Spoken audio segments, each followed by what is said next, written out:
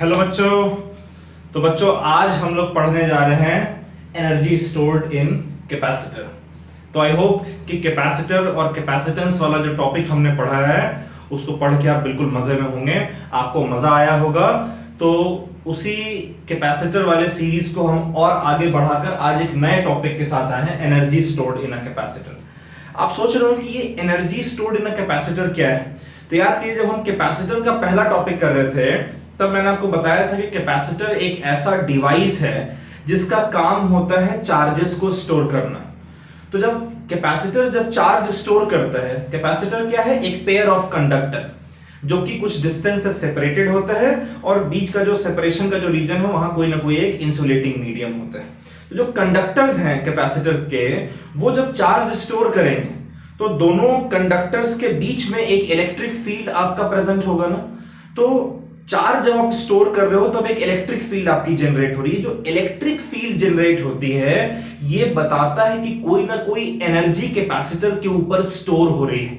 तो जैसे ही हम एक कैपेसिटर को चार्ज करते हैं, उसे कंडक्टर के ऊपर चार्ज को लाकर रखते हैं किसी भी तरीके से बैटरी कनेक्ट करके, तब ऐसा करने के दौरान उस कैपेसिटर के अंदर कुछ ना कुछ एनर्जी स्टोर हो जाती है। अब जाहिर सी बात है, अगर एनर्जी उसके अंदर आ रही है तो वो एनर्जी कहीं ना कहीं किसी और फॉर्म से उठकर और वहां पर आनी चाहिए। उठकर कहने का मतलब कि यानी आप कहीं ना कहीं कुछ ना कुछ वर्क कर रहे होंगे कैपेसिटर पे चार्ज को फिल करने के लिए। तो जैसे जैसे आप चार्ज को भरेंगे कुछ ना कुछ वर्क होगा और वो वर्क कैपेसिटर के अंदर स्टोर हो जाती है इलेक्ट्रिकल एनर्जी के फॉर्म में। तो जरा देखते हैं क्या है energy stored in a capacitor. Consider कीजिए कि हमारे पास इनिशियली एक पेयर ऑफ कंडक्टर है, ये पैरेलल कंडक्टर्स हैं, ठीक है। पेयर ऑफ कंडक्टर यानी कैपेसिटर है। इस कैपेसिटर का कैपेसिटेंस C है, ठीक है। हमने कंसीडर कर रखा है कि हमारे पास दो कंडक्टर्स हैं, ये हमारा कंडक्टर 1 है और ये हमारा कंडक्टर 2 है। ये पेयर ऑफ कंडक्टर मिलकर हमारा कैपेसिटेंस बना रहा है, कैपेसिटर बना रहा है जिसका कैपेसिटेंस C है। और इनिशियली ये दोनों कंडक्टर्स जो है वो न्यूट्रल है। न्यूट्रल कहने का मतलब क्या है? इनके ऊपर कोई चार्ज नहीं, इसका मतलब है कि जितना पॉजिटिव चार्ज इसके ऊपर है, इसके ऊपर उतना ही नेगेटिव चार्ज है। इसके ऊपर भी जितना पॉजिटिव चार्ज है उतना ही नेगेटिव चार्ज प्रेजेंट है। अब आपको क्या करना है कि आपको कंडक्टर 1 से कुछ नेगेटिव चार्ज को उठाकर और कंडक्टर 2 तक ले जाकर रखना है, या कंडक्टर 2 से उठाकर कंडक्टर 1 पे आप रखें, जैसे आपकी मर्जी।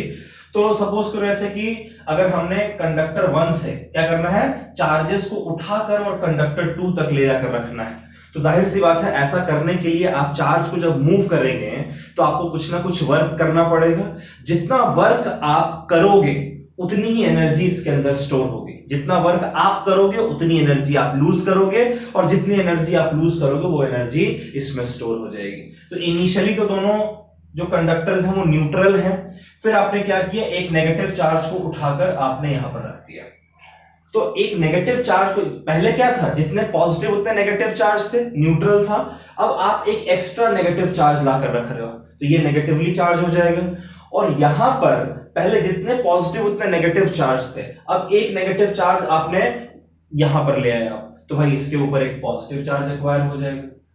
फिर अब जब दूसरा चार्ज आप लेकर आएंगे तब समझिए वर्क क्यों करना पड़ रहा है। जब आप एक चार्ज को लेकर आएंगे तो ये जो नेगेटिव चार्ज है वो इनकमिंग नेगेटिव चार्ज को रिपेल करेगा ना, कि भाई तुम मत आओ। तो आपको उस रिपल्सिव फोर्स के अगेंस्ट वर्क करके नेगेटिव चार्ज को लाकर यहां पर स्टोर करना होगा। वैसे ये पॉजिटिव चार्ज एक्वायर हो जाएगा। ऐसे करते करते जब आप तीसरा नेगेटिव चार्ज लाकर रखेंगे तो पहले वाले दो नेगेटिव चार्ज रिपेल करेंगे। तो ऐसे करते करते आप एक के बाद एक चार्जेस को उठाकर और लाकर रखते चले जा रहे हैं, और रखते रखते आपने एक कॉन्फ़िगरेशन बिल्डअप कर रखा है। मान लीजिए, ठीक है, initially at t is equals to 0, initially t is equals to 0 time पर जो चार्ज था इन दोनों कंडक्टिंग प्लेट पे, वो चार्ज आपका 0 के बराबर था, है ना। दोनों न्यूट्रल थे, नेट चार्ज 0 था। फिर आपने क्या किया, आपने एक के बाद एक कंडक्टर 1 से नेगेटिव चार्जेस को उठाकर आप कंडक्टर 2 पर लाकर रखते चले जा रहे हैं। एज अ रिजल्ट धीरे धीरे कंडक्टर 2 आपका नेगेटिव और कंडक्टर 1 आपका पॉजिटिवली चार्ज होता चला जा रहा है। किसी इंटरमीडिएट टाइम टी डैश पे, किसी इंटरमीडिएट कोई बीच का टाइम टी डैश पे क्या हो जाएगा कि सपोज करें कि जो ये वाला जो कैपेसिटर प्लेट, कंडक्टिंग प्लेट है, इसके ऊपर सपोज करें कि capital Q dash amount of charge आ जाता है और इसके ऊपर कंजर्वेशन ऑफ चार्ज के according minus Q dash charge आ जाता है। तो भाई अब कितना चार्ज प्रेजेंट है टी डैश टाइम पे, यहां पर चार्ज क्यू डैश प्रेजेंट है दोनों प्लेट पर। अगर आप मैग्नीट्यूड में देखेंगे तो Q dash amount of charge होगा। अब चूंकि ये चार्ज है इसलिए इनके बीच का कुछ पोटेंशियल डिफरेंस होना चाहिए। वो पोटेंशियल डिफरेंस जो है वो मान लीजिए कि वो वी डैश के बराबर है। ठीक है बच्चों, और इसका जो कैपेसिटेंस है वो सी के बराबर है। अब इसके बाद सपोज करें कि आप dq डैश एक छोटा सा चार्ज, नेगेटिव चार्ज फिर से उठाकर और आप इस प्लेट से इस प्लेट तक लेकर जा रहे हैं, तो जाहिर सी बात है ये जो चार्ज आपका है dq डैश, इसको जब आप लेकर जाएंगे तो ये जो चार्जेस हैं ये इस इनकमिंग चार्ज को रिपेल करेंगे। एज ए रिजल्ट इस dq डैश चार्ज को प्लेट 1 से उठाकर प्लेट 2 तक लेकर जाने में आपको कुछ वर्क करना पड़ेगा। सो वर्क डन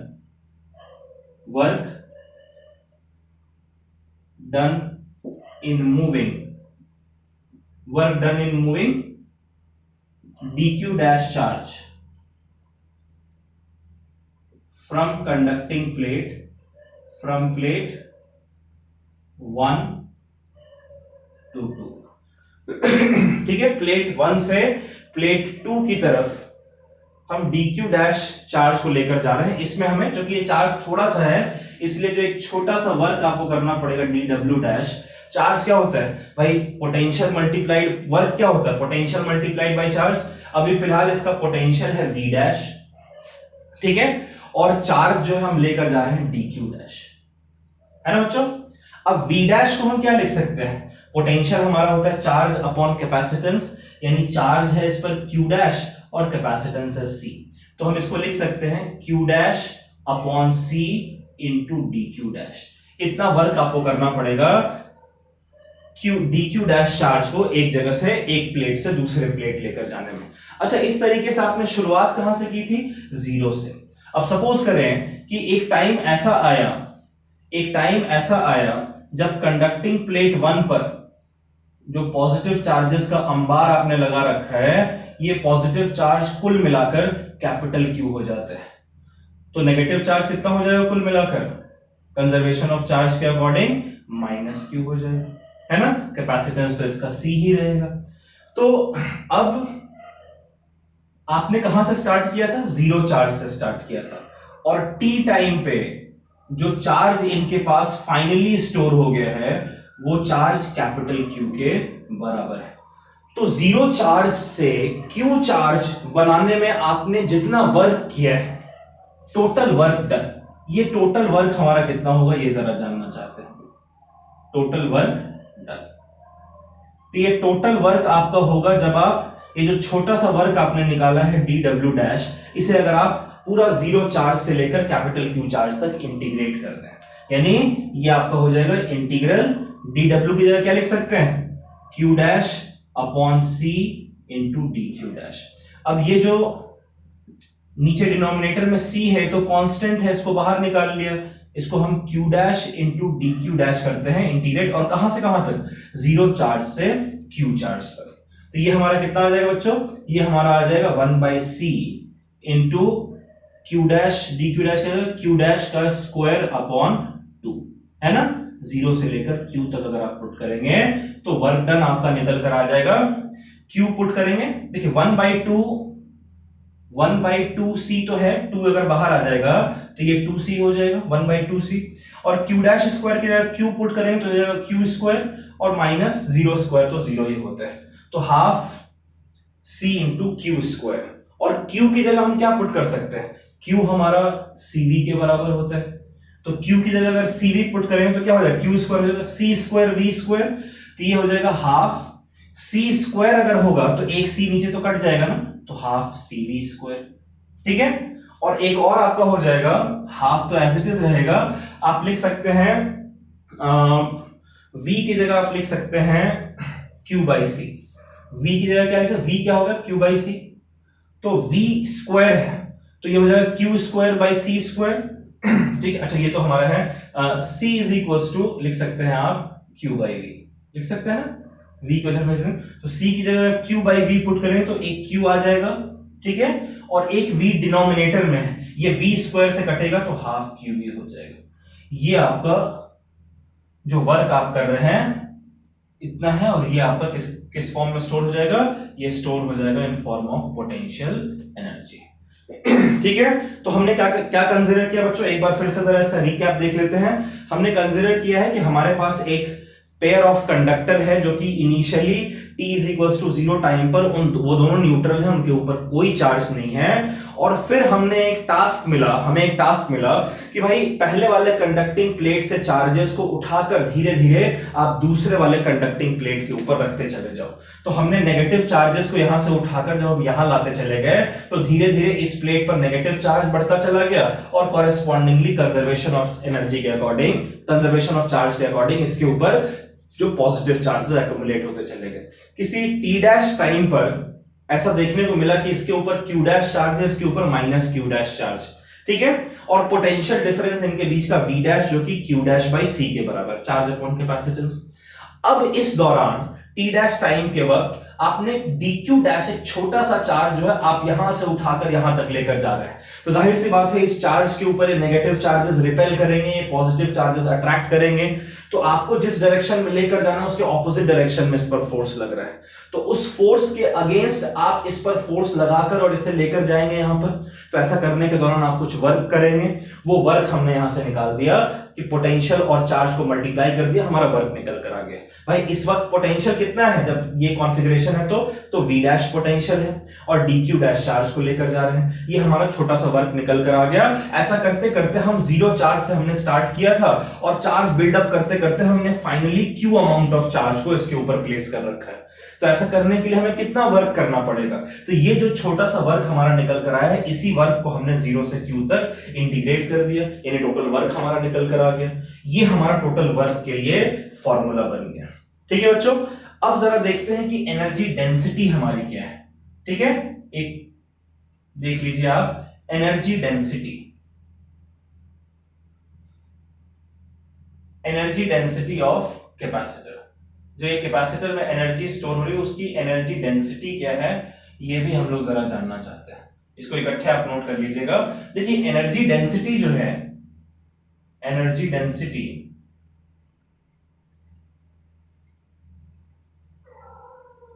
इसको हम लोग स्मॉल u सिंबल से रिप्रेजेंट करते हैं।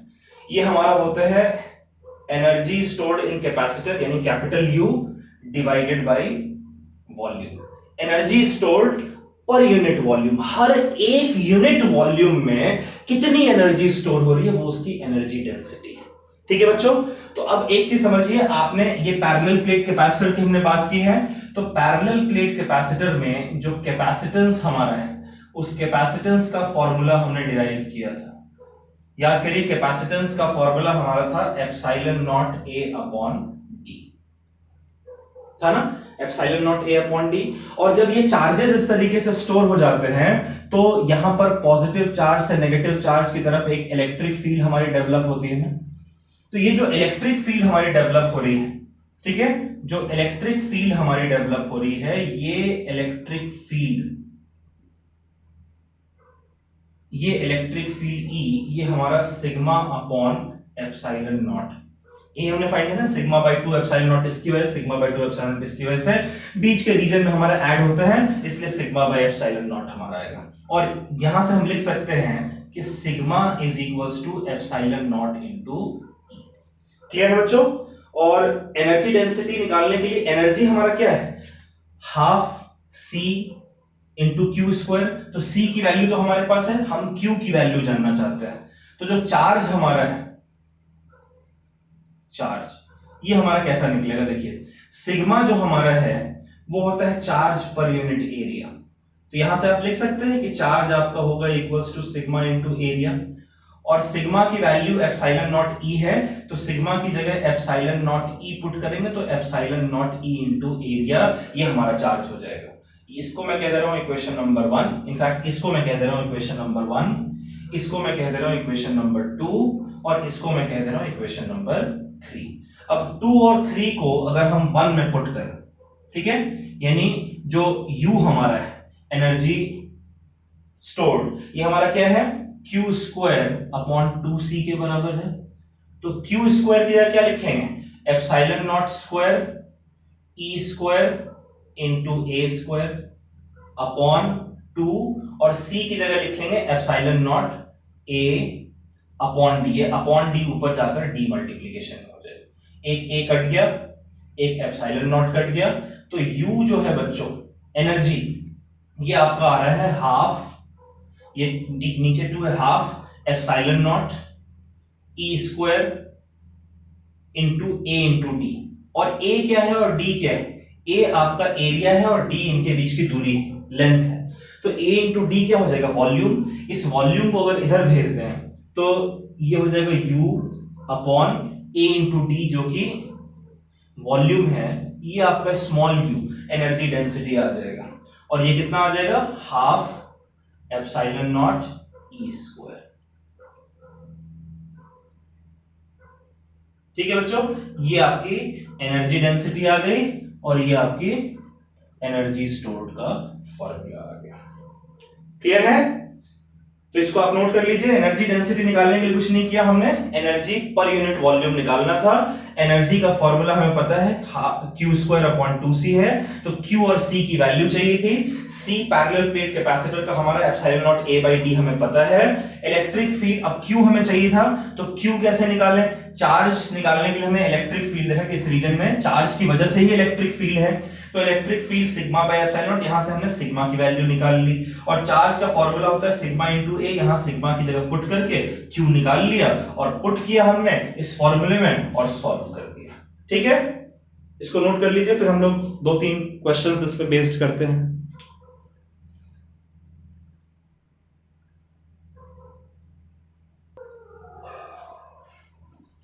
चलिए बच्चों क्वेश्चन करते हैं। तो एक बहुत सिंपल से सवाल से स्टार्ट करते हैं। ठीक है, क्वेश्चन कह रहा है कि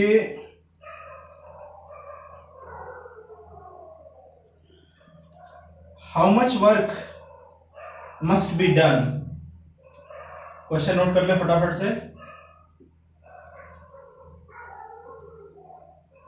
how much work must be done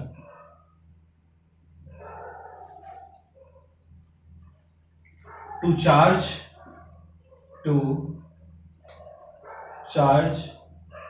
24 microfarad. ठीक है, when potential difference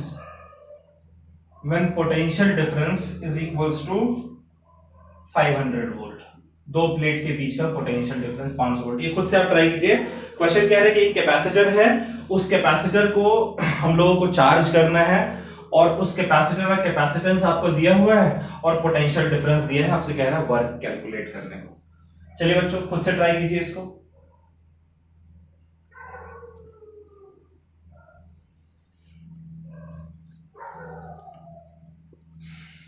कर लिया बच्चों, ट्राई किया।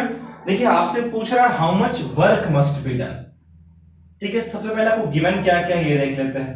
हमें गिवन है एक तो कैपेसिटेंस, कैपेसिटेंस कितना गिवन है 24 माइक्रोफैराड, यानी 24 into 10 raise to the power -6 farad. और जो पोटेंशियल डिफरेंस V है वो हमें दे रखा है 500 वोल्ट। पोटेंशियल डिफरेंस कितना दे रखा है 500 वोल्ट। और क्या फाइंड करने को कह रहा है, वर्क। तो वर्क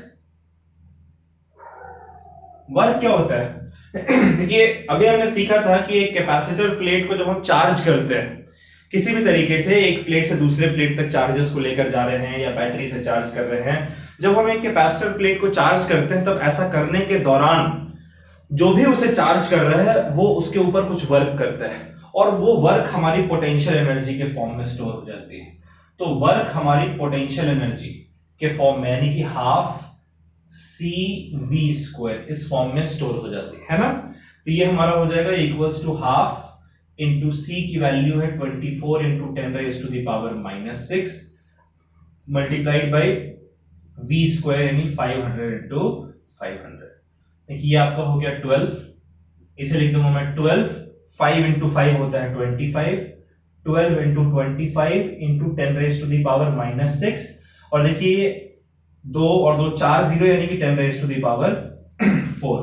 तो 25 इंटू 12 होता है 300 इंटू ये हो जाएगा 10 रेज टू द पावर -2, यानी कि 300 और 10 रेज टू द पावर -2 को नीचे भेज देता हूं, 10 रेज टू द पावर 2 यानी 100, यानी कि ये 3 हो गया। कितना वर्क हमने किया है? 3 जूल का वर्क हमने किया है ऐसा करने के लिए।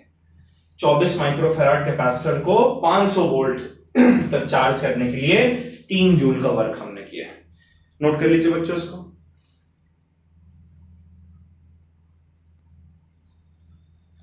चलिए हम लोग क्वेश्चन के लेवल को एक स्टेप आगे बढ़ाते हैं, और एक सेकंड क्वेश्चन है, ये भी आप खुद से एक बार कोशिश करेंगे सॉल्व करने की, ठीक है? क्वेश्चन बहुत बड़ा है इसलिए मैं सिर्फ इंपॉर्टेंट चीजें लिख रहा हूं। कह रहा है 2 पैरेलल प्लेट कैपेसिटर्स हैं, मतलब एक पैरेलल प्लेट कैपेसिटर है जिसके बीच की दूरी, यानी कि 2 प्लेट्स के बीच की दूरी 2 mm है, 2 mm यानी कि 2 into 10 raise to the power -3 metre, है ना बच्चों? कह रहा है कि 2 प्लेट है कैपेसिटर के, पैरेलल प्लेट, उनके बीच की दूरी इतनी आपको गिवन है, और कह रहा है कि उनका जो कैपेसिटेंस है वो है 3 into 10 raise to the power -14 farad, और उन्हें हमने चार्ज कर रखा है टू अ पोटेंशियल ऑफ, इतना चार्ज किया है कि उनके बीच का, प्लेट के बीच का पोटेंशियल 200 वोल्ट है। ठीक है, मैं इसको रीड कर दे रहा हूं। क्वेश्चन कह रहा है कि 2 parallel plates separated by a distance of 2 mm, ठीक है, have capacitance of 3 into 10 raised to the power -14 farad and are charged to a potential of 200 volt, ठीक है, ये कंडीशन आपको गिवन है। फिर कह रहा है कि without touching, then without touching, बिना टच किए हुए उन्हें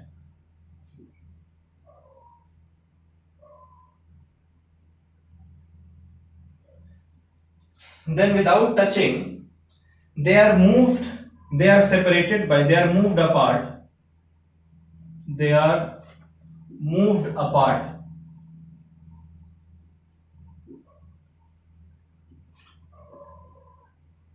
to a separation of,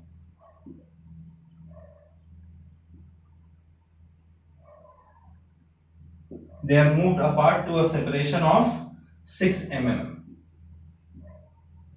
ठीक है। तो कह रहा है कि what is potential difference between plate, पहला तो आपसे पूछ रहा है कि पोटेंशियल डिफरेंस क्या है, ये फाइंड करना है आपको, और दूसरा आपसे कह रहा है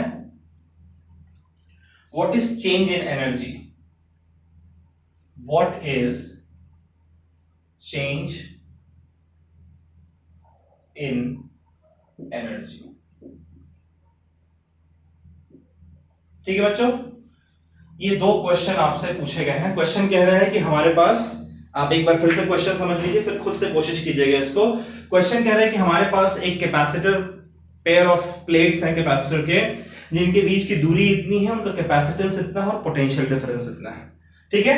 कह रहा है उसके बाद प्लेट्स को बिना टच किए हुए, टच करेंगे तो भाई हम भी तो कंडक्टर हैं, चार्जेस हमारे बॉडी के थ्रू अर्थ में स्किप कर जाएंगे, इसलिए बिना टच किए हुए, बिना टच किए हुए कह रहा है उनको 2 mm से 6 mm की दूरी तक हमने सेपरेट कर दिया, यानी अब जो नया डिस्टेंस आपको दे रखा है वो है 6 into 10 raise to the power -3 metre, ठीक है। अब जाहिर सी बात है कैपेसिटेंस डिस्टेंस के ऊपर डिपेंड करता है, तो कैपेसिटेंस आपका चेंज हो जाएगा, ठीक है। तो आपसे कह रहा है कि पोटेंशियल क्या, हाँ चार्ज सेम रहेगा, क्योंकि हमने टच ही नहीं किया है, तो जो चार्ज इस कंडीशन के लिए होगा वही चार्ज इस कंडीशन के लिए भी होगा। तो आप ऐसा करें कि पहले तो आप C और V से चार्ज निकाल लीजिए, ठीक है, चार्ज आपका निकल जाएगा।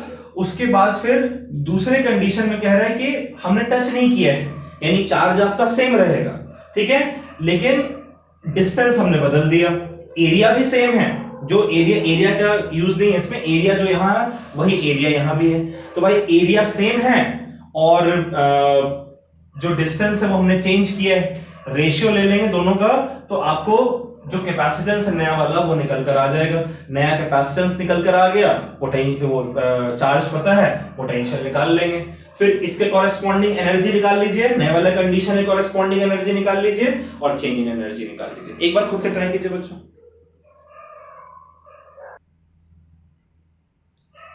ट्राई किया बच्चों, ट्राई किया आपने खुद से? चलिए एक बार हम लोग अब सॉल्यूशन इसका देख लेते हैं, आप मैच कीजिए इसका सॉल्यूशन सही है या नहीं। ठीक है, तो कह रहा है कि इनिशियली जो कैपेसिटेंस है वो क्या होता है, कैपेसिटेंस जो है वो होता है एप्सिलॉन नॉट इनटू ए अपॉन डी, यानी कि हमने एरिया मान रखा है कि कैपिटल ए के बराबर, तो यहां भी वही एरिया कैपिटल ए होगा। तो पुराना कैपेसिटेंस आपको दे रखा है epsilon naught A by D, ठीक है, इसको इक्वेशन नंबर 1 कह देते हैं। और जो नया कैपेसिटेंस है, जब इसको 6 mm की दूरी पर सेपरेट कर देते हैं, तब जो नया कैपेसिटेंस सी डैश है वो क्या हो जाएगा, मीडियम वही है इसलिए एप्सिलॉन नॉट, एरिया वही है, बस डिस्टेंस जो है उसको हमने चेंज किया, डिस्टेंस बदलने की वजह से कैपेसिटेंस हमारा बदल गया है। ठीक है, तो अगर हम इनका रेशियो ले लें, इसको इक्वेशन नंबर 2 कह देते हैं, तो अगर हम इनका रेशियो ले लें तो सी डैश अपॉन सी ये हमारा हो जाएगा equals to epsilon naught A upon D dash divided by epsilon naught A upon D. Epsilon naught A cut गया, ये डी ऊपर चला जाएगा, यानी डी अपॉन डी डैश, है ना। तो सी डैश अपॉन सी हो गया डी अपॉन डी डैश। इस सी को अगर हम इधर ले आए तो लिख सकते हैं C dash is equals to D upon D dash into C. ये कैपेसिटेंस, नया कैपेसिटेंस हमारा निकल कर आ जाएगा।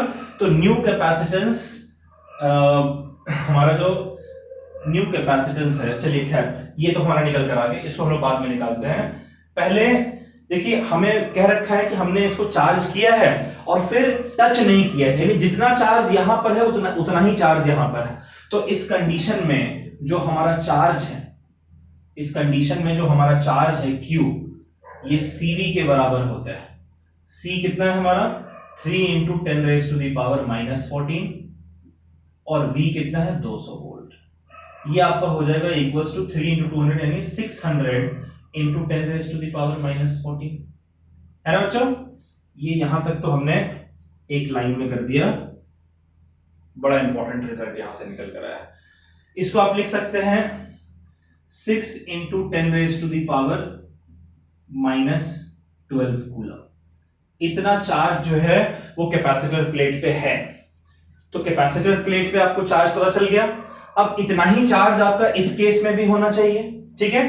तो जरा इसका कैपेसिटेंस अगर हम निकाल लें नए वाले केस में, तो ये कैपेसिटेंस हमारा कितना आएगा, सी डैश हमारा कितना आना चाहिए, सी डैश हमारा आना चाहिए equals to D upon D dash. D यानी कि पहला वाला separation 2 into 10 raise to the power -3 upon D dash यानी कि 6 into 10 raise to the power -3 multiplied by जो पहले वाला कैपेसिटेंस है यानी कि 3 into 10 raise to the power -40। तो देखिए 3 ये तो चला गया, ये 3 आ गया, तो नया कैपेसिटेंस कितना हो गया बच्चों, नया कैपेसिटेंस हो गया 1 into 10 raise to the power -14 farad. ठीक है, तो पुराना कैपेसिटेंस हमारा 3 into 10 raise to the power -14 farad था और नया वाला सी डैश हमारा 1 into 10 raise to the power -14 farad है। तो कह रहा है कि जो नया पोटेंशियल है आपका V डैश, ये आपको फाइंड करना है। जब आप उसको 6 mm सेपरेशन कर लेंगे तो नया पोटेंशियल हमारा क्या होगा, जो न्यू पोटेंशियल V डैश है ये आपका होना चाहिए equals to Q upon C dash. ये C डैश हमने इसलिए निकाला है ताकि हम Q अपॉन C डैश से फॉर्मूला वैल्यू निकाल सकें। Q की वैल्यू कितनी है 6 into 10 raise to the power -12 और C डैश हमारा है 1 into 10 raise to the power -14। ये हमारा 10 रेज टू दी पावर -2 हो गया, ऊपर चला जाएगा, नया पोटेंशियल हमारा हो जाएगा 600 वोल्ट। ठीक है, नया पोटेंशियल हमारा कितना हो गया 600 वोल्ट। ये एक तो पहला पार्ट हमारा निकल कर आ गया। ठीक है, अब दूसरा पार्ट हमसे कह रहा है, दूसरा पार्ट कह रहा है कि चेंज इन एनर्जी। तो चेंज इन एनर्जी यानी कि डेल्टा यू आपसे पूछ रहे हैं, क्या हो जाएगा final energy minus initial energy. Final energy क्या है, जब 6 mm कर दिया तब एनर्जी फाइनल एनर्जी। इनिशियल क्या है, जब 2 mm था। तो इनिशियल एनर्जी जो है बच्चों हमारा क्या हो जाएगा, एनर्जी हमारा हो जाएगा हाफ CV², यानी कि हाफ इंटू इनिशियल कैपेसिटेंस क्या है 3 इंटू 10⁻⁻14 इंटू V² यानी कि 200 इंटू 200 यानी 4 इंटू 10⁻⁴। ये हमारा हो गया 2, यानी कि इनिशियल पोटेंशियल एनर्जी जो है वो हमारा हो गया 3 इंटू 2 6 इंटू 10⁻⁴ और -14 यानी कि -10। ठीक है, इतनी जूल एनर्जी है इनिशियल एनर्जी। और फाइनल एनर्जी क्या हो जाएगा हमारा, हाफ कैपेसिटेंस C डैश हो गया है, पोटेंशियल V डैश हो गया है, तो हो जाएगा half into 10⁻⁻14 into V dash square यानी कि 600 इंटू 600 36 इंटू 4 0 है 10⁻⁴। ये लो भैया 18 हो गया, यानी ये हो गया आपका 18 इंटू 10⁻⁻10 जूल। तो जो चेंज इन एनर्जी है ये आपका UF माइनस UI है। ठीक है बच्चों, ये हो जाएगा 18 इंटू 10⁻⁻10 माइनस 6 इंटू 10⁻⁻10, ये आपका हो जाएगा 12 इंटू 10⁻⁻10 जूल। इतनी आपकी चेंज इन पोटेंशियल एनर्जी आ गई। ठीक है बच्चों, तो इसको आप लोग एक बार नोट कर लीजिए। बात समझ में आई ना, पहले भाई इनिशियल कंडीशन दिया था उससे हमने चार्ज निकाल लिया, वही चार्ज बाद के लिए भी है। तो स्टार्टिंग में कैपेसिटेंस दिया है, बाद कैपेसिटेंस हमने निकाल लिया और उसके बाद फिर पोटेंशियल निकाल लिया चार्ज और कैपेसिटेंस से, और उस तरीके से चेंज इन पोटेंशियल। चलिए आप नोट कर लीजिए बच्चों, आसान सवाल था।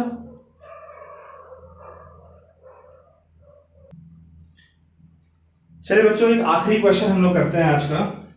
क्वेश्चन कह रहा है कि 3 आइडेंटिकल कैपेसिटर कुछ इस तरीके से अरेंजमेंट में आपको गिवन। ये अरेंजमेंट आप नोट कर लीजिए मेरे साथ।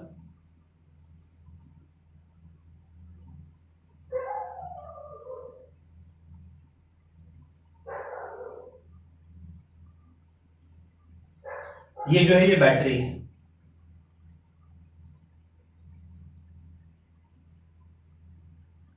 और बाकी 3 जो है कैपेसिटर्स है। क्या है कैपेसिटेंस तीनों का 6 माइक्रोफैराड, 6 माइक्रोफैराड, 6 माइक्रोफैराड, और बैटरी जो है इसका पोटेंशियल है 12 वोल्ट। ठीक है, तो क्वेश्चन कह रहा है कि हमारे पास 3 आइडेंटिकल कैपेसिटर्स हैं, तीनों 6 माइक्रोफैराड, इनको एक बैटरी के साथ एक पूरे अरेंजमेंट में सर्किट में इस तरीके से कनेक्ट किया गया है। आपसे कह रहा है एक तो इक्विवेलेंट कैपेसिटेंस निकालने को, एक तो आपसे इक्विवेलेंट कैपेसिटेंस निकालने को कह रहे हैं, दूसरा आपसे कह रहे हैं कि आप फाइंड करो चार्ज ऑन ईच कैपेसिटर। ठीक है बच्चों, फाइंड करो चार्ज ऑन ईच कैपेसिटर।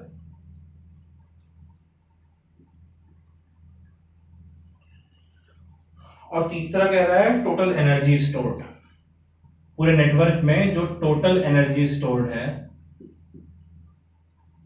ये। चलिए आप खुद से ट्राई कीजिए इसको, आपको इक्विवेलेंट निकालना मैंने सिखाया है। ठीक है, चार्ज कैसे कैलकुलेट करते हैं एक सर्किट में, हर एक कैपेसिटर पे ये भी सिखाया है। टोटल एनर्जी का फॉर्मूला आपको पता है, आप एक बार खुद से कोशिश कीजिए बच्चों।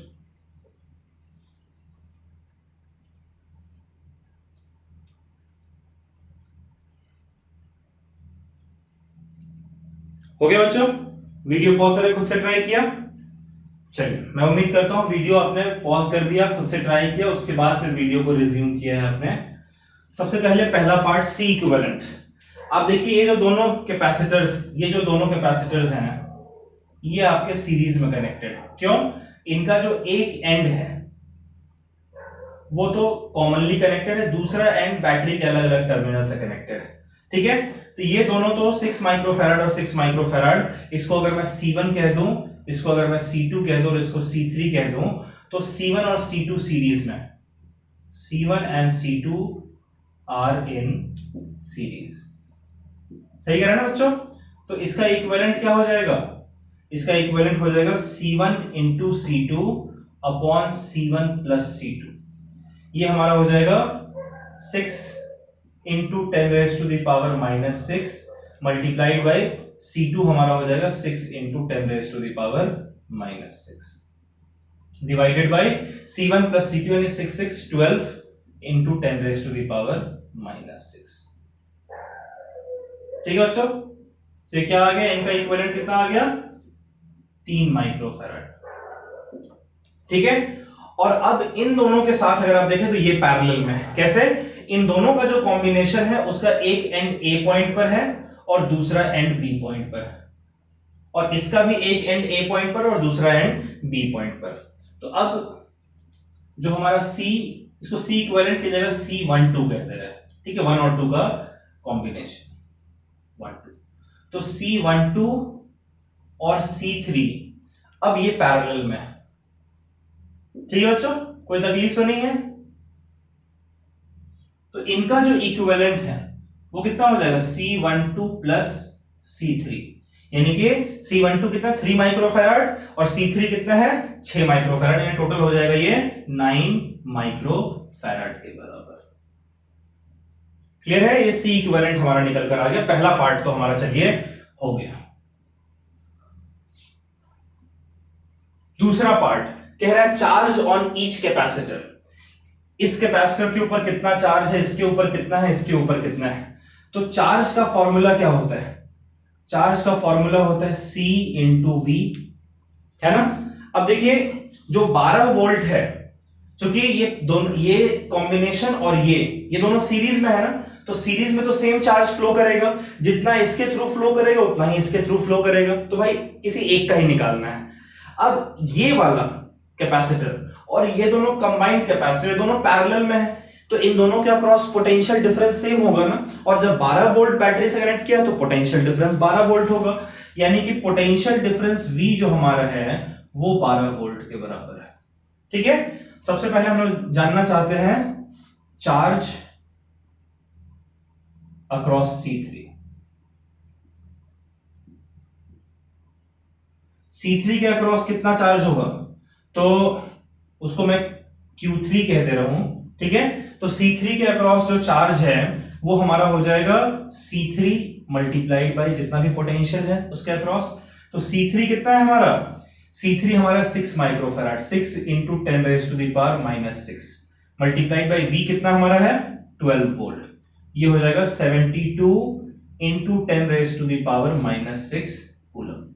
ये C3 के अक्रॉस है। और C1 C2 के अक्रॉस कितना है, charge across C1 and C2, इसको हम लोग Q12 कहते हैं क्योंकि इन दोनों का अक्रॉस सेम चार्ज होगा। क्या हो जाएगा ये, तो ये कोई भी एक आप ले लो, जैसे इन दोनों का कंबाइंड जो है वो 3 माइक्रोफैराड है, तो C12 मल्टीप्लाइड बाई जितना पोटेंशियल इसके अक्रॉस है। तो इसका कंबाइंड कितना कैपेसिटेंस है 3 माइक्रोफैराड मल्टीप्लाइड बाय पोटेंशियल 12 है, ये हो जाएगा 36 इंटू 10⁻⁻6 कूलम। ठीक है बच्चों, ये भी आ गया आपका। अब आपसे तीसरे पार्ट में कह रहा है, ये तो सेकंड पार्ट था आपका, अब तीसरे पार्ट में आपसे कह रहे हैं कि भाई टोटल एनर्जी कितनी है। तो एनर्जी जो है उसका फॉर्मूला क्या होता है, हाफ CV²।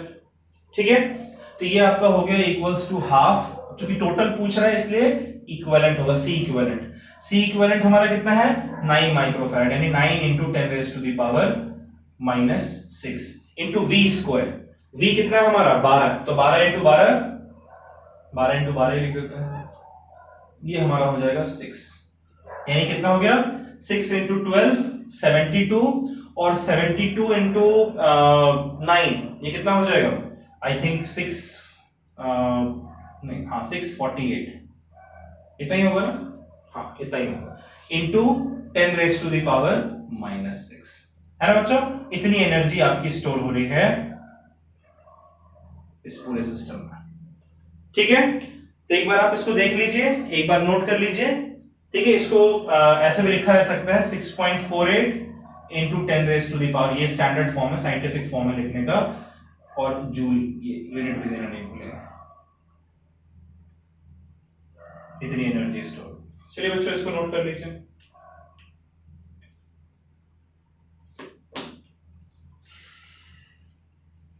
कर लिया बच्चों नोट?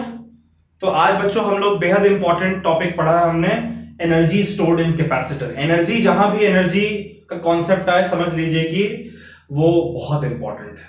तो अब एक टॉपिक हमारा, एक लेक्चर हमारा और बचता है, अगले क्लास में करेंगे, वो हमारा होगा पैरेलल प्लेट कैपेसिटर के का जो स्पेस है उसमें अभी तक तो हमने सिर्फ एयर या वैक्यूम कंसीडर किया है, अब डाइलेक्ट्रिक, कंडक्टर्स वगैरह इंसर्ट करेंगे, तो वहां पर हम लोग देखेंगे किस तरीके से कैपेसिटेंस कैपेसिटर का चेंज होता है, वो अगली क्लास में करेंगे। तब तक के लिए आप यहां तक के कुछ न्यूमेरिकल्स और प्रैक्टिस करें, पहले थ्योरी पढ़ लीजिएगा, फिर कुछ क्वेश्चंस ट्राई कीजिएगा। चलिए बच्चों अगली क्लास में मिलते हैं, bye bye, take care, stay safe, और पढ़ाई जरूर से कीजिएगा, बाय।